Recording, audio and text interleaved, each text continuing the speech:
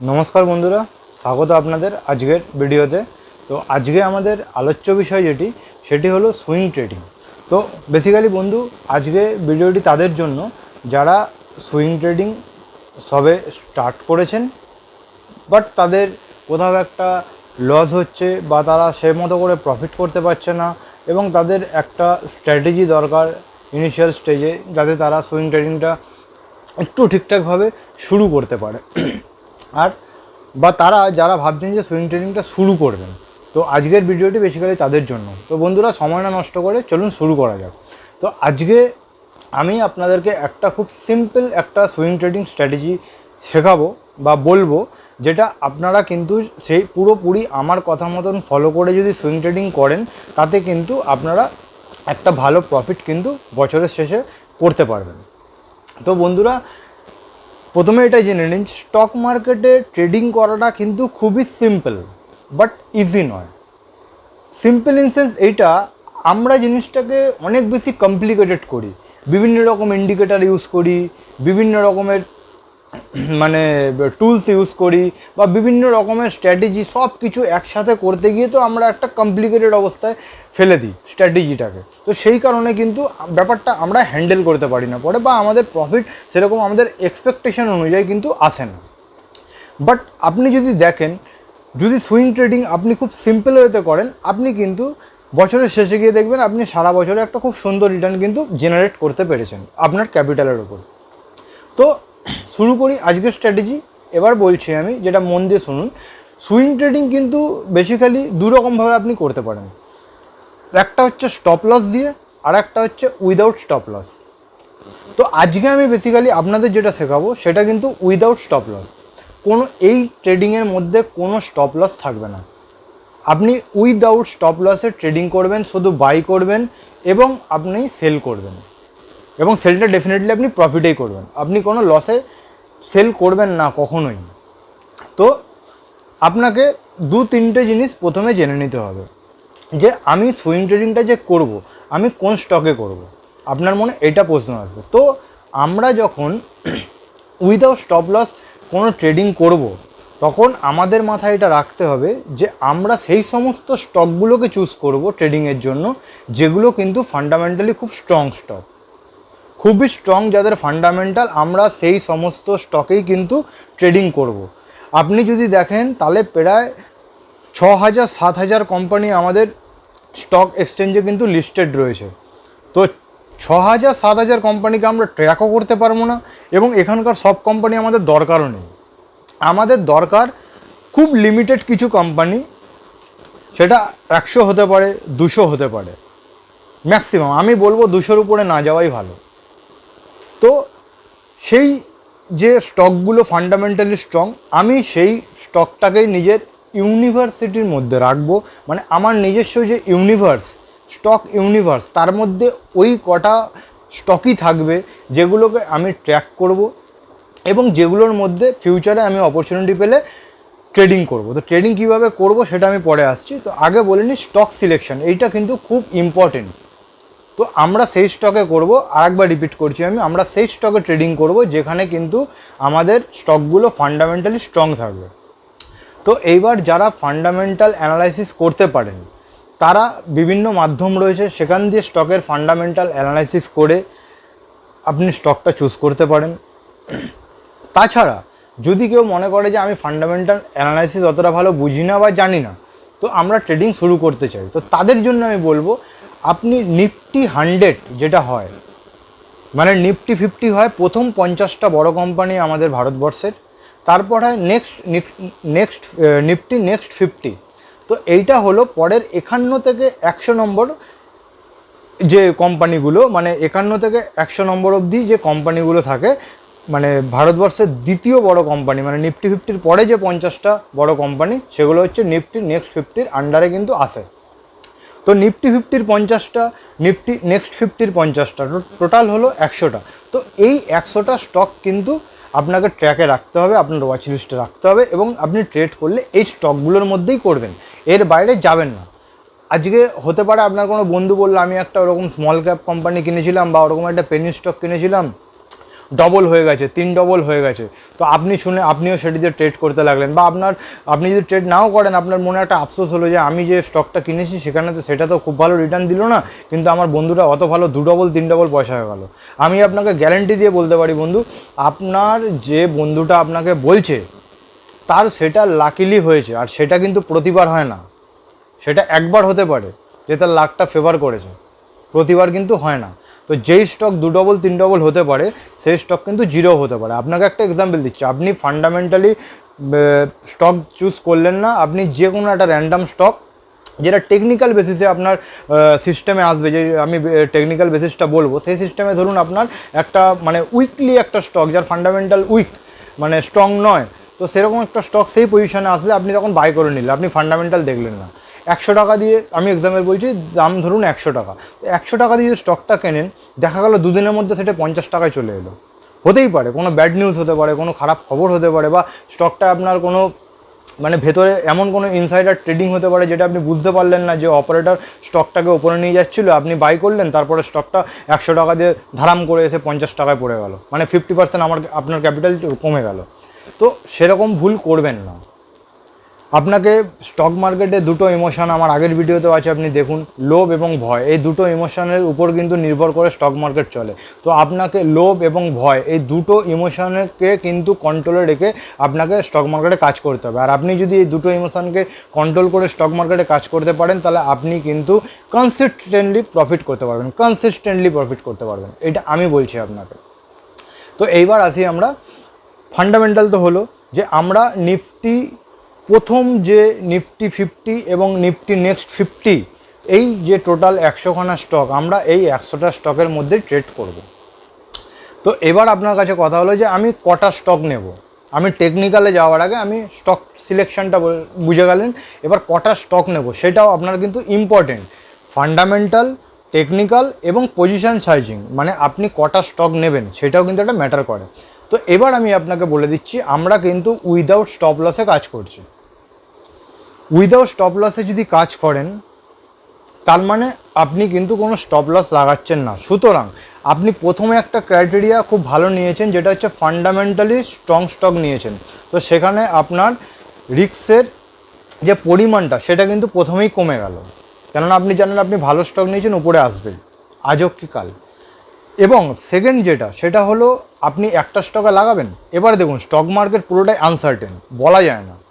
আপনি দেখা গেল আপনার কাছে সাপোজ 10,000 টাকা ক্যাপিটাল আছে, আমি একটা এক্সাম্পল দিচ্ছি, আপনি 10,000 টাকা দিয়ে একটা স্টকেই আপনি পুরো টাকাটা লাগিয়ে দিলেন।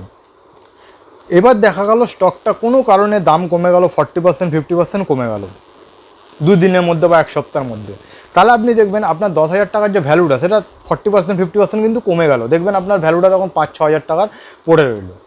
তো এরকম কখনো করবেন না যে পুরো ক্যাপিটালটা আপনি একটা স্টকের মধ্যে দিয়ে দিলেন, কেননা আপনি উইদাউট স্টপ লসে কাজ করছেন। সুতরাং এই ভুলটা করবেন না। আপনি কীরকম করবেন, তো আমি আপনাকে বলবো, আপনি যদি স্টার্ট করতে চান, আপনি কম ক্যাপিটালে যখন স্টার্ট করছেন, সাপোজ ধরুন আপনার কাছে 50,000 টাকা দিয়ে আপনি স্টার্ট করছেন, আপনি কম করে আপনি 5টা স্টকে ট্রেড করুন,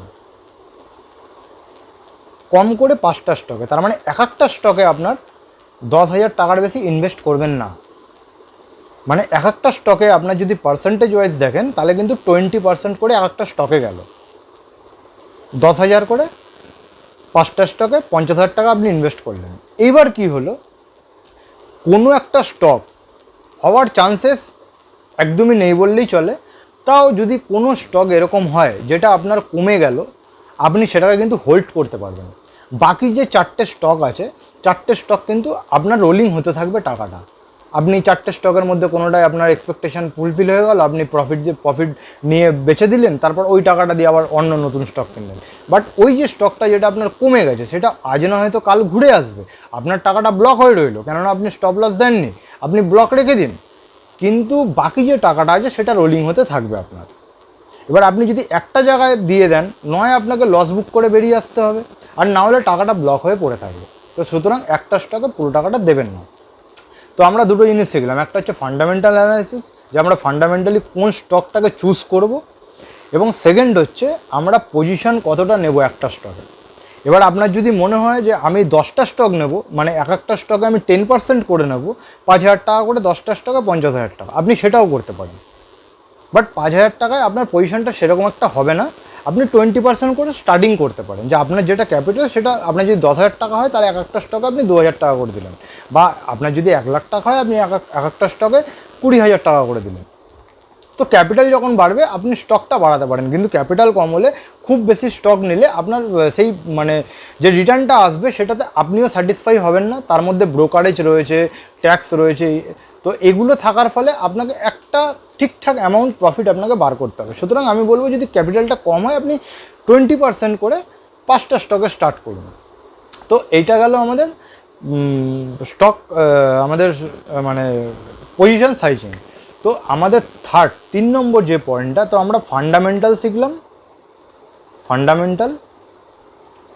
আমরা শিখলাম পজিশন সাইজিং। এইবার আমাদের যে সাবজেক্টটা সেটা হচ্ছে টেকনিক্যাল অ্যানালাইসিস। তো এই 3টে জানলে আপনি কিন্তু ট্রেডিংটা করতে পারবেন, আপনি শুরু করতে পারবেন। বা যদি শুরু করে থাকেন, আপনার যদি এখন পর্যন্ত সেরকম কোনো স্ট্র্যাটেজি না থেকে থাকে বা কিছু, আমি একদম এটা সিম্পল স্ট্র্যাটেজি বলছি, আপনি কিন্তু প্রফিট করে উঠতে পারবেন যদি আমার কথাটা বা স্ট্র্যাটেজিটা ঠিকঠাক আমার কথা মতো ফলো করে যদি আপনি করতে পারেন। তো এবার টেকনিক্যাল অ্যানালাইসিসের জন্য আমরা একটা চার্ট দেখে নিই, এবং চার্টে আমরা প্র্যাকটিক্যালি দেখি যে কিভাবে আমাদেরকে কাজ করতে হবে। তো চলুন আমরা একটা চার্ট খুলছি, এটা হচ্ছে রিলায়েন্সের চার্ট, ওয়ান ডের চার্ট, ঠিক আছে, একদিনের চার্ট।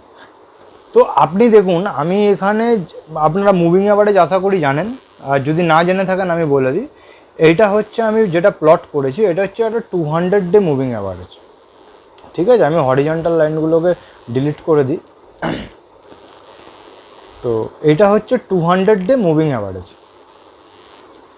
আর এইটা মুভিং অ্যাভারেজ দু রকমের হয়, যদি আপনি জানেন ভালো, নাহলে আমি জাস্ট বেসিক একটা ইনফরমেশান দিয়ে দিই। মুভিং অ্যাভারেজ নিয়ে পরে ডিটেলসে আমি ভিডিও নিয়ে আসবো। তো মুভিং অ্যাভারেজ হলো, একটা হয় এসএমএ মানে সিম্পল মুভিং অ্যাভারেজ, একটা হয় ইএমএ মানে এক্সপোনেনশিয়াল মুভিং অ্যাভারেজ। তো এখানে যেটা প্লট করা আছে আপনারা দেখতে পাচ্ছেন 200 ইএমএ মানে 200 ডেজ, লাস্ট 200 দিনের এক্সপোনেনশিয়াল মুভিং অ্যাভারেজ। তো লাস্ট 200 দিনের যে একটা অ্যাভারেজ ভ্যালু, সেইটা কিন্তু এই মুভিং অ্যাভারেজের যে ভ্যালুটা সেটা হচ্ছে লাস্ট 200 দিনের এই স্টকের যে ভ্যালুটা দাঁড়াচ্ছে, মানে যা প্রতিদিনের closing price into 200 divided by total যে অ্যামাউন্টটা হলো ডিভাইডেড বাই 200। তো একদিনের কিন্তু অ্যামাউন্ট এটা চলে এলো। আশা করি বুঝতে পেরেছেন। তো এইটা হলো অ্যাভারেজ মুভিং অ্যাভারেজ। বা আপনি যদি কোনো যেই ব্রোকার আপনার থাকুক না কেন, প্রতিটা ব্রোকারের মধ্যে ইন্ডিকেটারের মধ্যে আপনি মুভিং অ্যাভারেজ পেয়ে যাবেন। আপনি ওখানে 200 ইএমএটা প্লট করে নেবেন, মানে আপনি স্ক্রিনের মধ্যে সেটিংস করে নেবেন।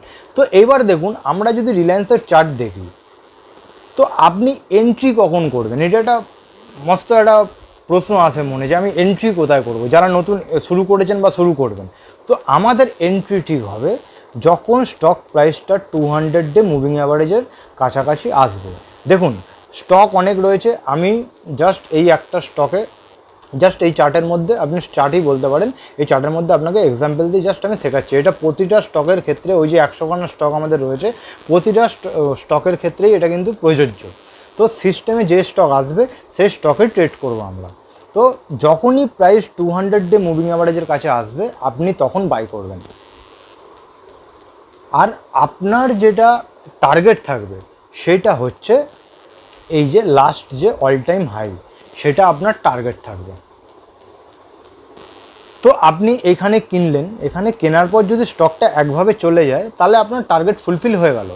এবার সেটা কত দিনে যাবে কেউ জানে না, সেটা 1 মাসে হতে পারে, 1 সপ্তাহে হতে পারে, 1 মাসে হতে পারে।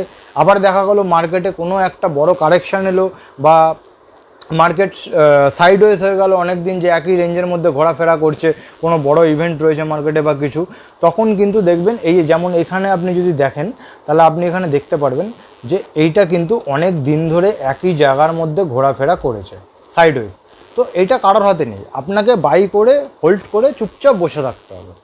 তো আপনি এখানে বাই করলেন, বাই করার পর এটা আপনি টার্গেট ফিক্সড করে দিলেন, কোনো স্টপ লস নেই, নাথিং। আপনি জানেন খুব ভালো স্টক নিয়েছেন, আর আপনার ক্যাপিটালের আপনি একটা জাস্ট পোর্শন কিন্তু এর মধ্যে ইনভেস্ট করেছেন, তাই আপনার লস হওয়ার চান্সেস পুরো টাকাটা একদমই নেই, যে আপনার পুরো টাকাটা চলে যাবে বা পুরোটাই ক্ষতি হয়ে যাবে, এরকম কিন্তু কোনো ব্যাপার নেই। একটা স্টক খারাপ হতে পারে, কোনো কারণে হতে পারে, আপনার সব কটা স্টক একসাথে হবে না।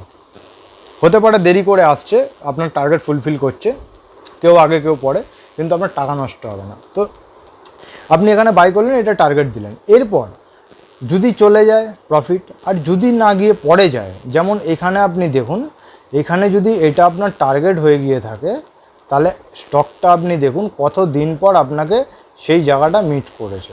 আপনি বাই করেছিলেন কোথায়?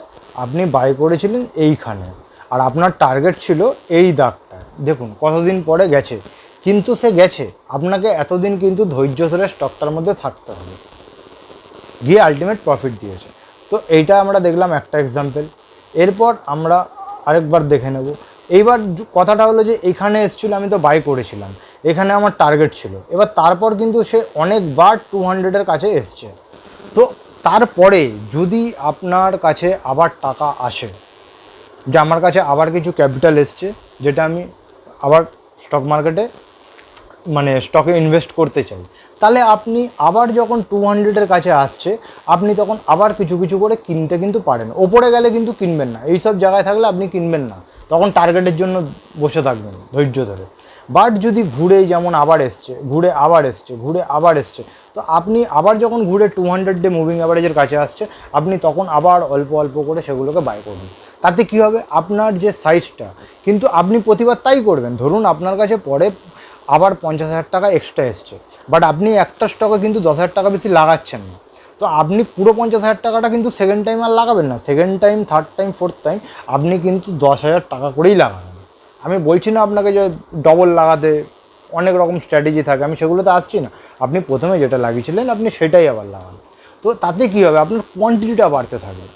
কোয়ান্টিটিটা বাড়তে থাকার পর যখন সে এইখান দিয়ে যখন এখানে যাবে, তখন দেখবেন আপনার যে প্রফিটটা হবে, এইখানে আপনি অল্প কিছু কোয়ান্টিটি কিনেছিলেন, তো আপনার ধরুন 100 টাকা প্রফিট হয়েছে, আপনি এখানে 10টা কিনেছিলেন, তো 10 × 100 যদি আপনি দেখেন, তাহলে কত হচ্ছে, 1000 টাকা, 1000 টাকা প্রফিট হচ্ছে। কিন্তু এখানে যদি আপনি 10 করে যদি 40টা কেনেন 4 বারে, 40 × 100 যদি দেখেন, তাহলে কিন্তু আপনার তখন 4000 টাকা প্রফিট হচ্ছে।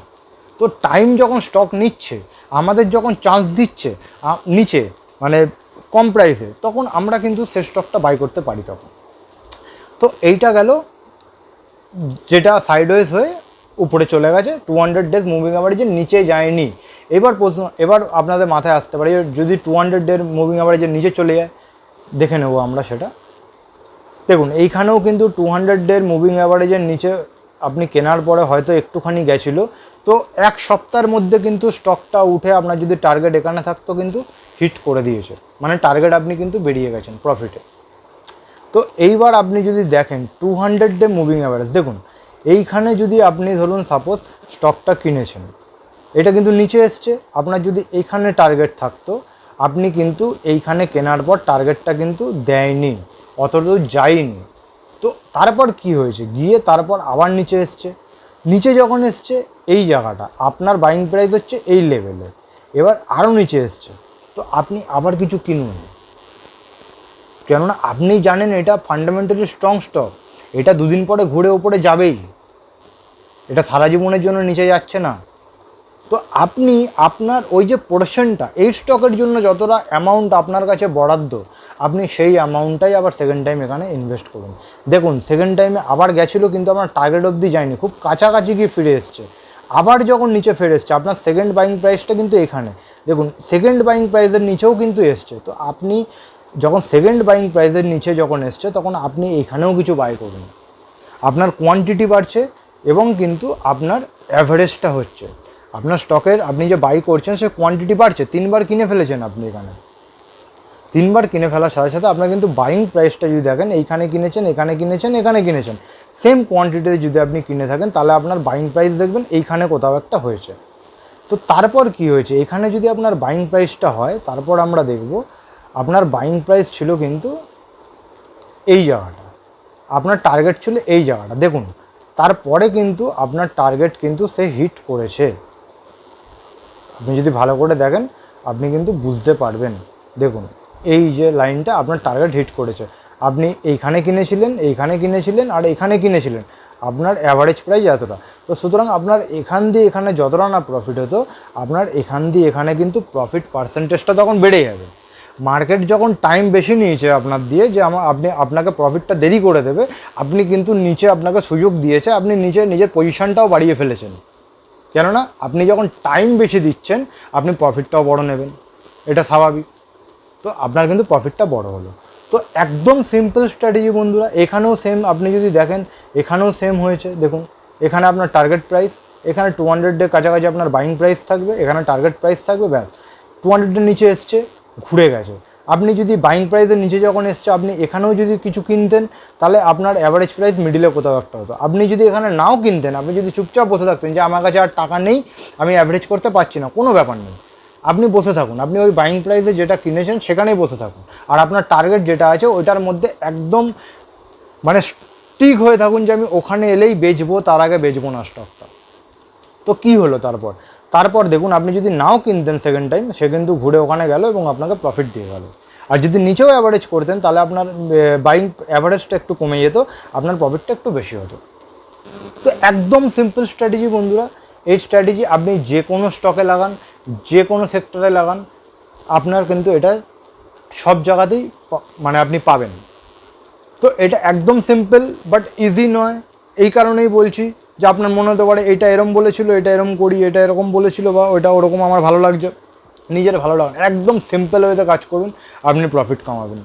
স্ট্র্যাটেজি যত কমপ্লিকেটেড করবেন, আপনার প্রফিট হওয়ার প্রবাবিলিটি ততটাই কমে যাবে, আপনার স্ট্রেস বাড়বে, ফ্রাস্ট্রেশন বাড়বে, আর আনস্যাটিসফ্যাকশান বাড়বে।